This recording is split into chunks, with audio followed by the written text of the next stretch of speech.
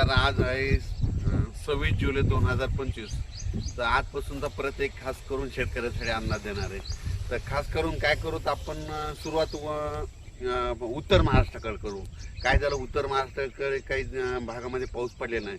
तर उत्तर महाराष्ट्रातल्या शेतकऱ्याला सांगू इच्छितो की 26, 27, 28, 29 जुलैपर्यंत नंदुरबार जिल्हा, धुळे जिल्हा, नाशिक जिल्हा, चाळीसगाव तालुका, त्याच्यात रावेर, चोपडा, जळगाव जिल्हा, जळगाव जिल्हा, त्याच्यानंतर येवला, नाशिक या भागामध्ये म्हणजे 26, 27, 28, 29पर्यंत चांगला जोराचा पाऊस पडणार आहे.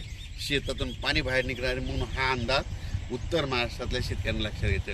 त्याच्यानंतर काय झालं की पश्चिम महाराष्ट्रामध्ये सोलापूर जिल्हा, सांगली जिल्हा,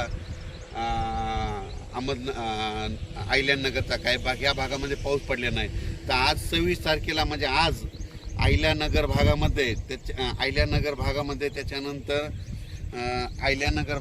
त्याच्यानंतर सोलापूर जिल्ह्यामध्ये करमाळा तिकडल्या भागामध्ये सोलापूर जिल्ह्यात खूप ठिकाणी आज बऱ्याच म्हणजे दुपारनंतर जोराचा पाऊस सुरू होईल. रिमझिम काही ठिकाणी रिमझिम पडेल, कुठून शेताच्या बाहेर पाणी निघेल म्हणून पश्चिम महाराष्ट्रातल्या शेतकऱ्यांनी हा अंदाज लक्षात घ्यायचा.